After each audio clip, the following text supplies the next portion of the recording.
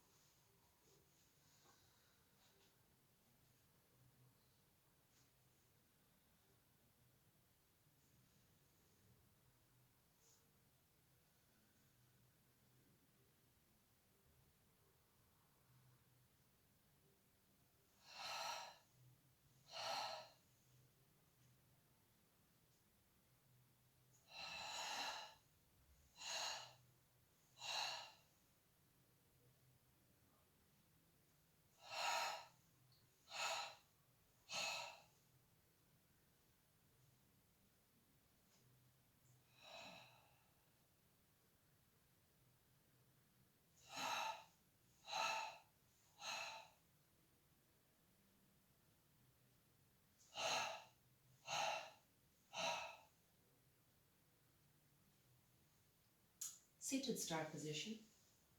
Feet are hip distance apart and parallel. Second toe is pointing up to the ceiling.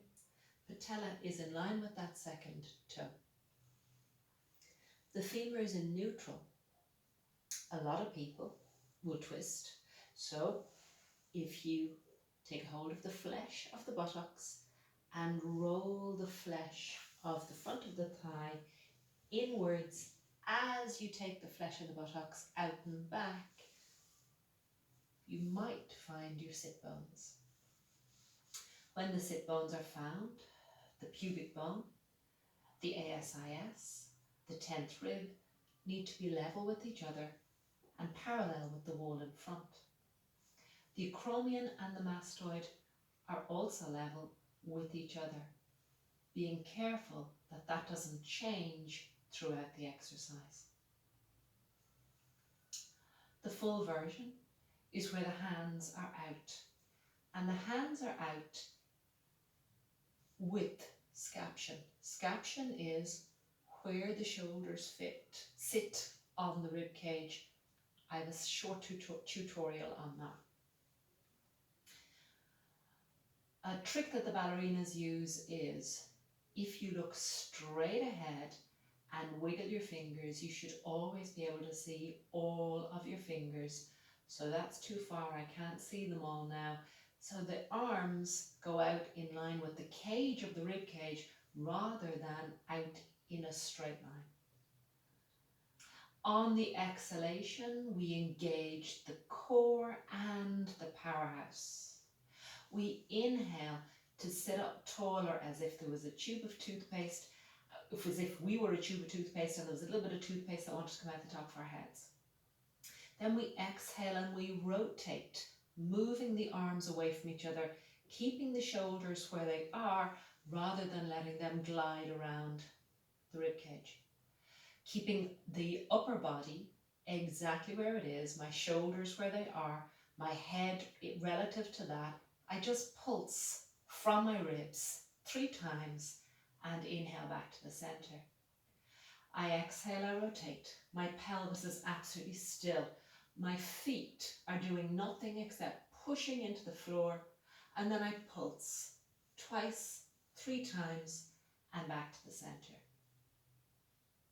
The arms being out like that can be too much for people, so we have an alternative arm position, which is the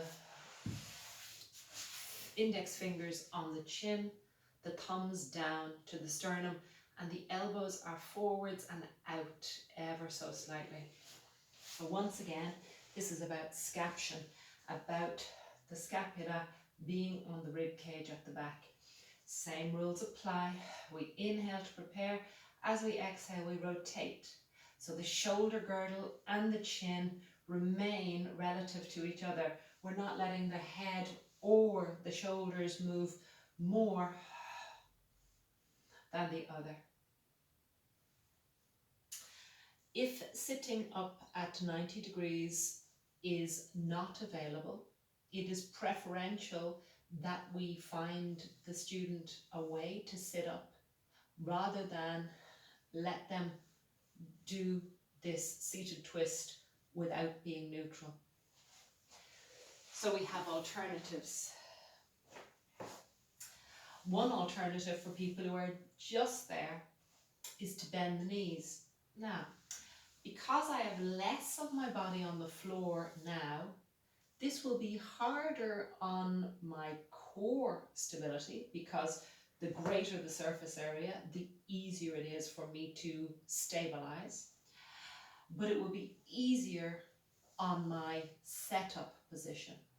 So this is a modification for hamstring or backline body tightness. This isn't a modification for the exercise.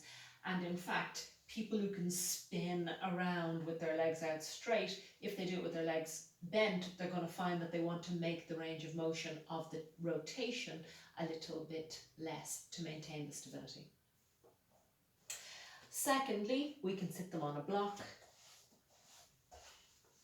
as we do with all of the seated. Third, we can sit them cross-legged, but once again, this is only a modification for the legs and being able to sit up to 90 degrees. It won't make it easier. In fact, it'll be harder for me to understand not moving the pelvis. Common problems you will definitely see are the feet getting involved. If that foot is moving forwards, so is that hip. So the feet need to stay there. Get somebody to understand that. You could do this exercise with the feet up against a wall, and it's a fabulous way for people to understand the pelvis staying stable and the shoulder girdle rotating via the thoracic vertebra.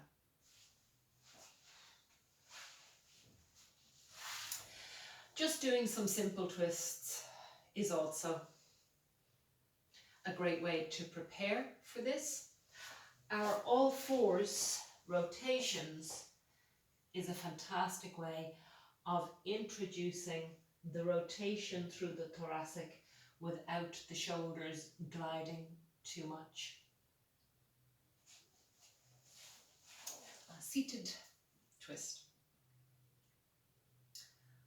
The mermaid.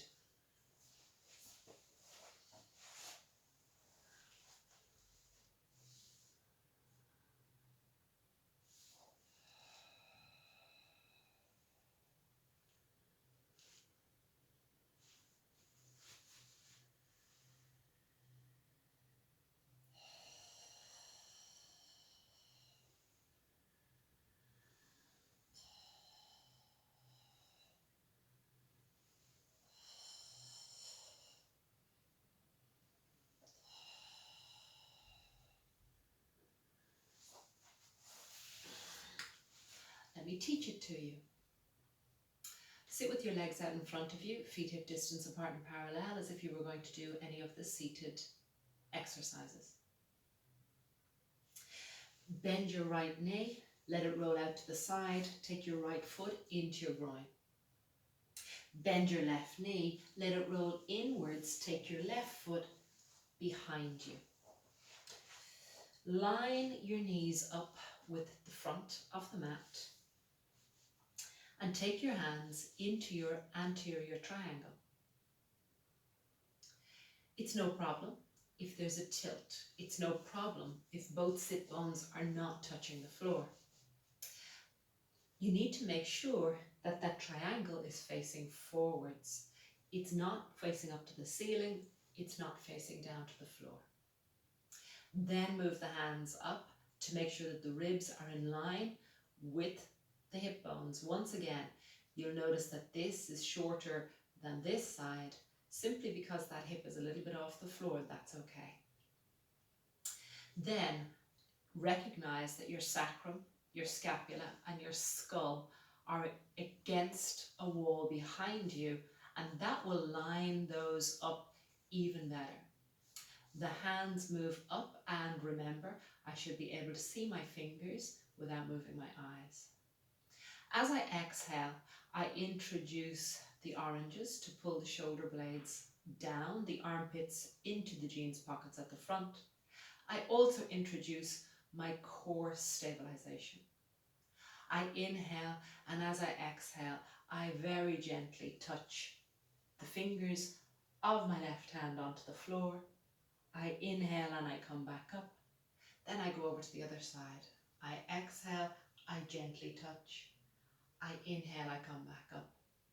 I need to make sure that my pelvis isn't rocking as I do this exercise. So as I go towards the open hip, I call it the externally rotated hip, the other hip wants to lift. So I need to use my oblique to stop that happening. So it's a real core control. As I move towards the internally rotated hip, that isn't as much of a problem because this leg is glued to the floor.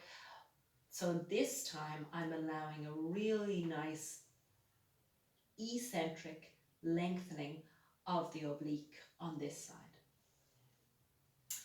I just touch the hand to the floor. I don't let the movement stop here and then try and gather it back up again. So it is a feather-like touch and back up, a feather-like touch and back up. The top hand can stay in a line, or it can lift up by the ear, whichever is suitable for the person.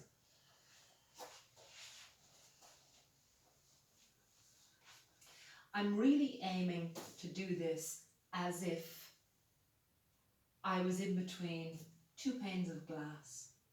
So it's not a multi-planed exercise. It is only lateral flexion. I'm aiming to have the lateral flexion go equally through the entire spine, rather than just the neck or the neck and the shoulders. So we really want the space between the ear and the shoulder, between the ribs and the hips, to be maintained throughout.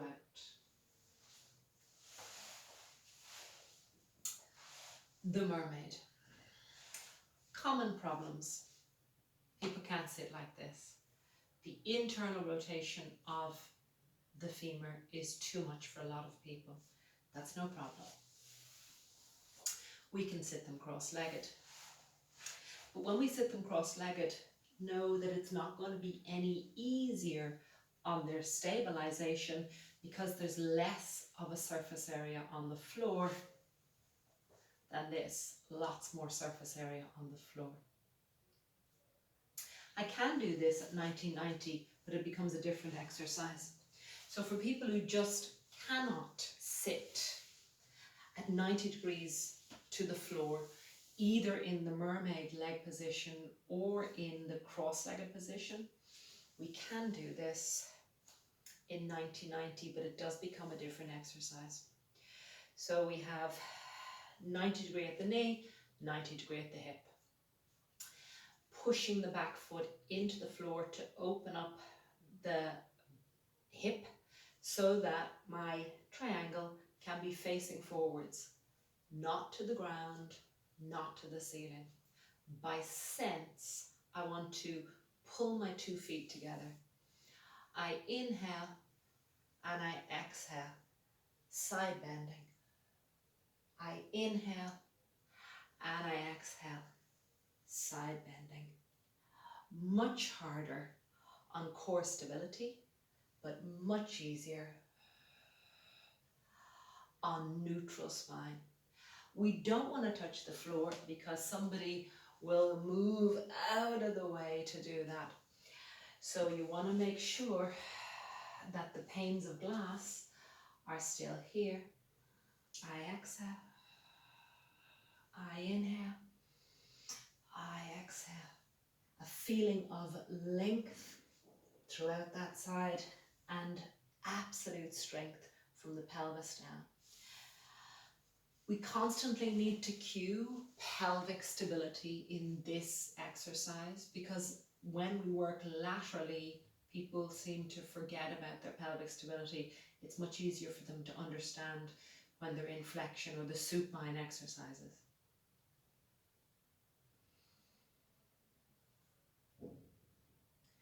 The spine stretch.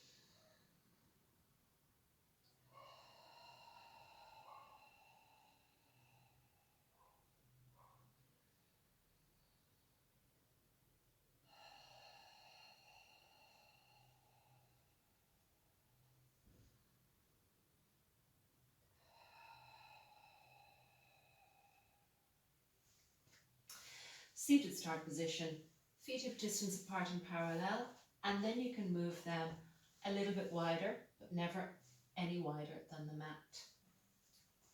Making sure that the flesh of the buttocks is pulled away from the sit bone, the thigh flesh is rolling inwards, and the same on the other side.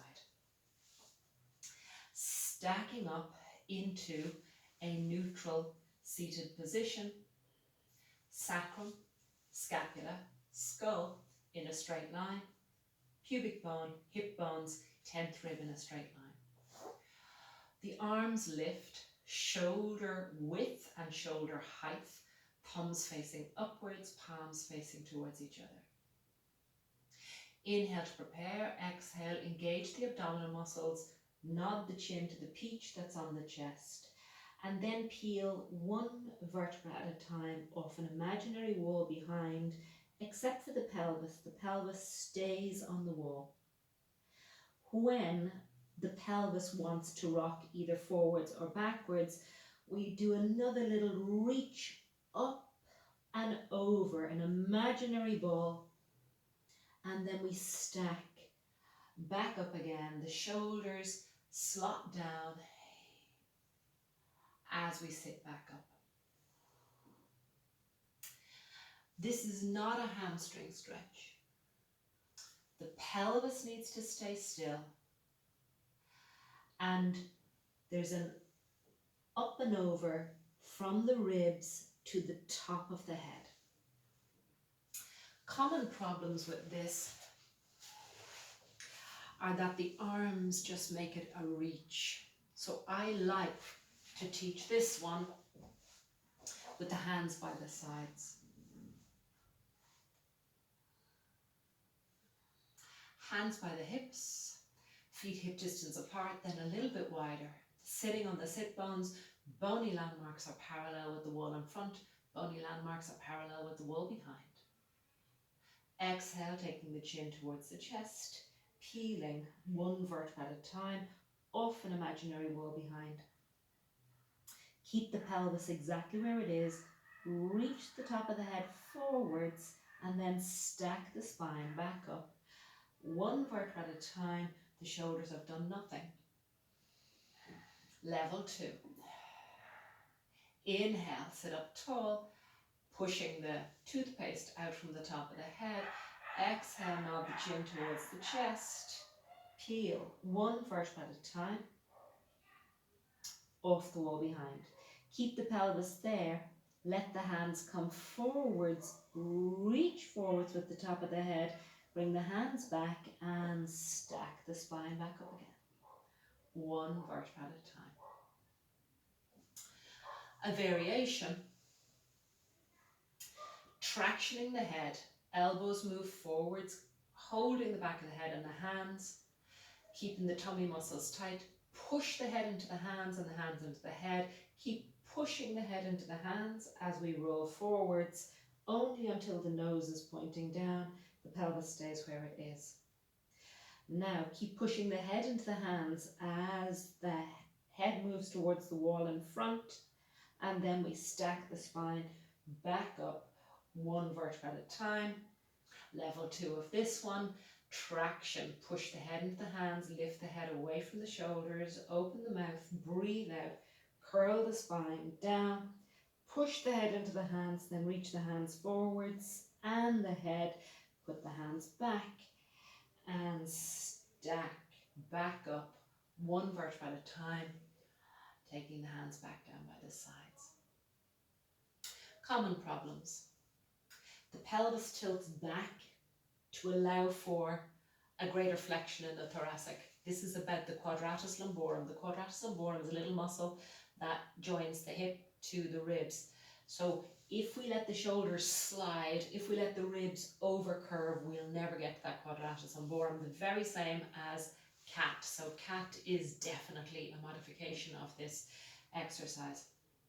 Other common problems is that people reach for the legs to make it more of a hamstring stretch. We have lots of places for hamstring stretches. This just isn't one of them. So the pelvis needs to stay back. The arms stay relative to the floor throughout. The arms aren't reaching for anything. The arms are staying relative to the floor, and it's the rib cage and the head that move under the arms rather than the arms moving over the rib cage. The spine stretch.